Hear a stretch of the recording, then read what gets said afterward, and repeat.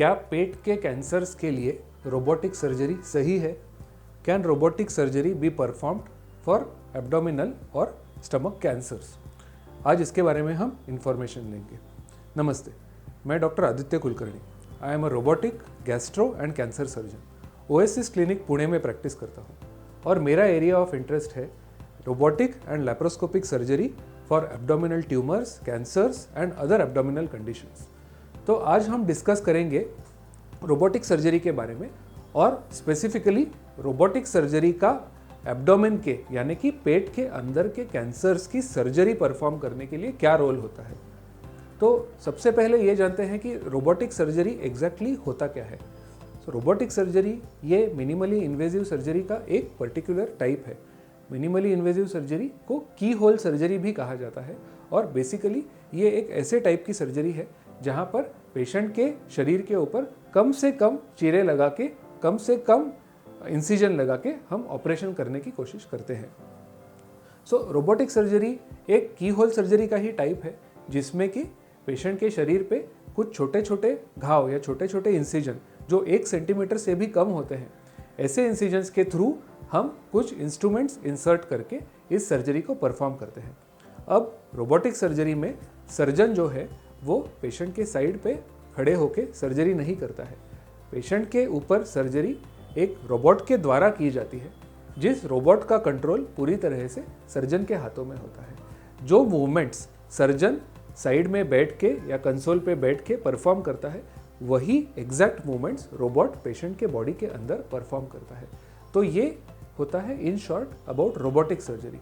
अब एब्डोमेन के कैंसर्स के बारे में अगर हम देखें तो एब्डोमेन के कैंसर की सर्जरी ये काफ़ी कॉम्प्लेक्स होती है, ये टेक्निकली बहुत चैलेंजिंग होती है और इनमें से कुछ सर्जरीज ये सारे ऑपरेशंस में से डिफ़िकल्ट ऑपरेशन में माने जाते हैं। जैसे कि पेनक्रियास के कैंसर की सर्जरी को अगर हम देखें या लिवर कैंसर की सर्जरी को अगर हम देखें तो it is considered to be one of the most difficult abdominal surgeries. इन सर्जरीज को करने के लिए हाई लेवल ऑफ एक्सपर्टीज चाहिए होता है, बट अगर हम ओपन या कन्वेंशनल तरीके से इन सर्जरीज को करने जाएं तो पेशेंट के शरीर पे बड़ा चीरा लगाना पड़ता है, इसका पेन ज़्यादा होता है, इसका रिकवरी टाइम ज़्यादा होता है, इसमें ब्लड लॉस ज़्यादा होने की रिस्क होती है या फिर जो घाव लगा है उसमें इन्फेक्शन होने की रिस्क होती है और इन सारे वजह से ही पेशेंट का हॉस्पिटल का स्टे भी लंबा हो जाता है और रिकवरी टाइम यानी कि the time which it takes for the patient to become totally active और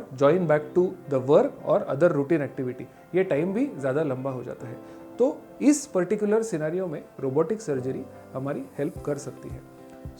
कई लोगों का ऐसे मानना था पहले कि कैंसर की जो सर्जरीज है वो सिर्फ ओपन टेक्निक से ही की जानी चाहिए, but over a period of 15 to 20 years और इवन मोर देन दैट हमने देखा है कि लेप्रोस्कोपिक और रोबोटिक सर्जरी उतने ही सेफ और इफ़ेक्टिव तरीके से कैंसर के लिए भी की जा सकती है और इसके रिजल्ट्स ओपन सर्जरी से इन्फीरियर नहीं है, बल्कि कुछ कुछ केसेस में इसके रिजल्ट्स ओपन सर्जरी से बेटर भी हो सकते हैं। और इसमें वो सारे एडवांटेजेस है जो की होल सर्जरी में हम देखते हैं, जैसे कि less pain, less incision, faster recovery और patient can go back to the normal routine much earlier. तो क्या रोबोटिक सर्जरी सारे ही कैंसर्स के लिए सूटेबल है? तो द आंसर इज नो। इसके लिए कुछ सिलेक्टेड पेशेंट्स के और कुछ सिलेक्टेड डिसीजेस के लिए हम रोबोटिक सर्जरी और लेप्रोस्कोपिक सर्जरी डेफिनेटली ऑफर कर सकते हैं और इसका बहुत ज़्यादा यूटिलिटी है। साथ साथ ये भी है कि रोबोटिक सर्जरी जो सिस्टम अवेलेबल है हमारे पास वो इतनी एडवांस्ड है और इतनी हाई टेक्नोलॉजी उसके अंदर है कि कैंसर सर्जरी के लिए लगने वाले सारे इक्विपमेंट्स और सारे फैसिलिटीज़ उस एक सिस्टम में इंटीग्रेटेड हमको मिल सकते हैं। इसमें रोबोटिक एनर्जी डिवाइसेस जिससे कि हम टिश्यू को बेटर तरीके से कट या फिर सील कर सकते हैं, रोबोटिक स्टेपलर्स जिससे कि हम इंटेस्टिन्स या फिर ब्लड वेसल्स को जॉइन करने का काम या सील करने का काम बहुत आसानी से कर सकते हैं। इसमें इंडोसाइनिन ग्रीन नामक टेक्नोलॉजी है जिससे हम एक डाई इंजेक्ट करके कैंसरस सेल्स या कैंसरस टिश्यूज़ को अच्छे से पिकअप कर सकते हैं और उन टिश्यूज़ का ब्लड सप्लाई भी हम पिकअप करके उसे properly in a correct cancer surgical technique हम उससे डील कर सकते हैं। तो ये सारी चीज़ें अंडर वन प्लेटफॉर्म हमें मिलती है जब हम रोबोटिक सर्जरी करते हैं, whereas this may not be available in a open surgery. अगर हम पेट के कुछ ऐसे कैंसर्स को देखें जो ईसोफेगस यानी कि फूड पाइप में हो, या फिर मलद्वार जिसे हम रेक्टम या एनल कैनाल कहते हैं, अगर ऐसे कैंसर्स को देखें तो ये ऐसे लोकेशन में सिचुएटेड होते हैं जहाँ कई बार लेप्रोस्कोपी या ओपन सर्जरी से रीच होना बहुत मुश्किल होता है।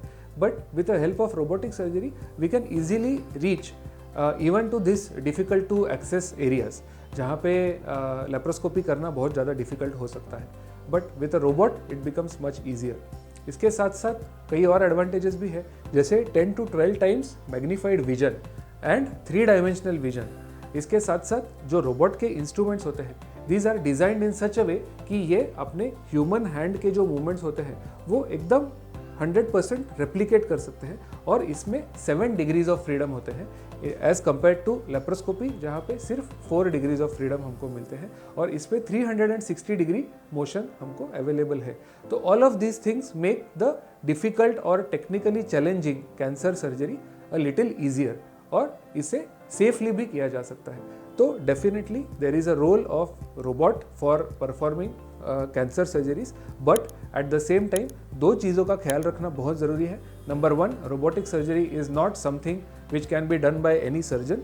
इसके लिए प्रॉपरली ट्रेंड और एक्रेडिटेड और क्वालिफाइड सर्जन का होना बहुत ज़रूरी है, otherwise doing robotic surgery can actually result in more harm to the patient.